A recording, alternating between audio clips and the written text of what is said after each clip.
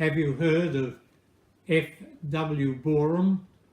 He was an inspiration to Billy Graham, and Billy Graham sought him out when he came to Australia for a series of meetings. This man lived from 1871 to 1959. He was one of 10 children. He was the last of aspirants for Spurgeon's College. He heard Dwight L. Moody preach. He went to New Zealand.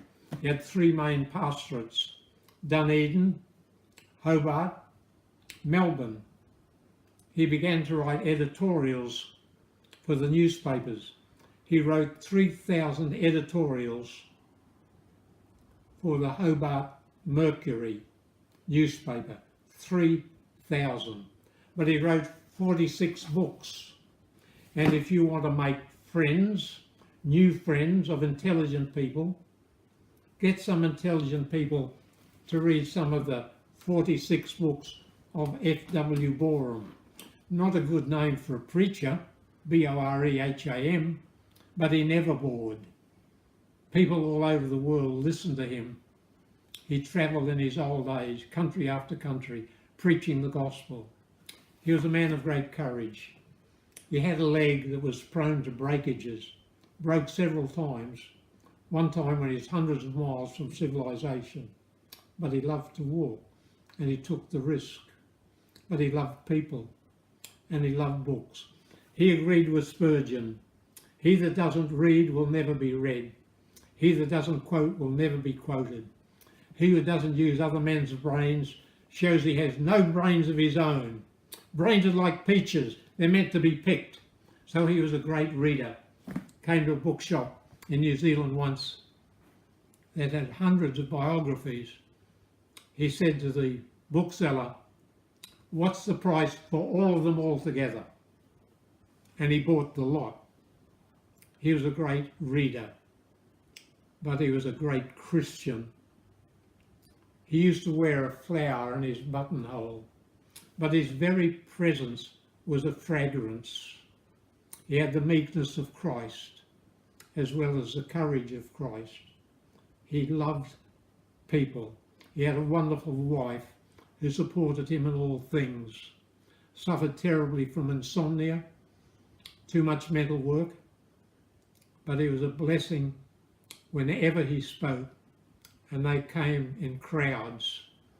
You know, Fanny Crosby, when she was going to take a meeting, there'd be a crowd at least a block long waiting to hear her. Well, it was that way with Boreham. He took daily meetings at one time in Melbourne, and people would give up their lunch to come and hear him. I recommend to you the books of William Boreham. And one more name I must mention before we close. The Prince of them all, C.H. Spurgeon. There's a 2-volume set, The Early Years and The Full Harvest. Get them and read them. This man has more influence on Christians today than any other Christian. The next one to him is John Stott. Spurgeon influenced millions. His sermons were translated into the language of many countries. They went to all the parliamentarians. They went to the students in colleges and universities. Spurgeon worked like a navvy, but a third of his life he was sick. Rheumatism, lumbago. He had all sorts of health problems, some of them inherited, some because he was working too hard. But he always had a sense of humour. When he was only a young boy, preaching to farmers, he took up a collection, sent his hat around, came back empty. So he looked heavenward. He said, "Thank you, Lord, that I got my hat back." He had a great sense of humour. He started an orphanage. He started a preacher's college, a colporteur centre. He had all sorts of institutions. He was working. He taught in Europe, in Scotland, in Wales, 10 meetings a week. And letters. He got 500 letters a week. Many of them thoughtless, vain, foolish letters. but he thought it was his duty to answer them. Imagine answering 500 letters a week. May I urge you to read the 2-volume set, or if you want something shorter, Under the Shadow of the Broad Brim by Richard Ellsworth Day, D-A-Y. He wrote a book called Bush Aglow on Moody. He wrote another book on Finney. He's written several books on great men whom God has used. So here's an abridgment of the life of Spurgeon. Spurgeon has said so many wonderful things. You'll do what I've done. Write them down in a diary so you don't forget them. Spurgeon said that all of life was a journey with Christ leading for the Christian.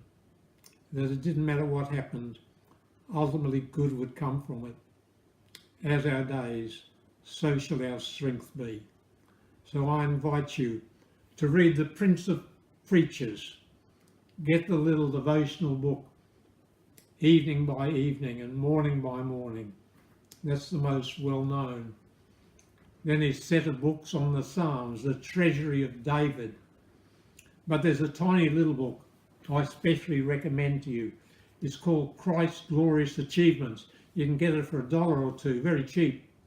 Christ's Glorious Achievements. It's some of sermons, the best sermons of Spurgeon, put in one book. I recommend you get Christ's Glorious Achievements, and then you'll never give up reading Spurgeon. And in reading Spurgeon, you'll come closer day by day to the one who loves you infinitely, and the one who died for you, the one who paid your debts, the one who's by your side, smiling upon you this very day. God bless you.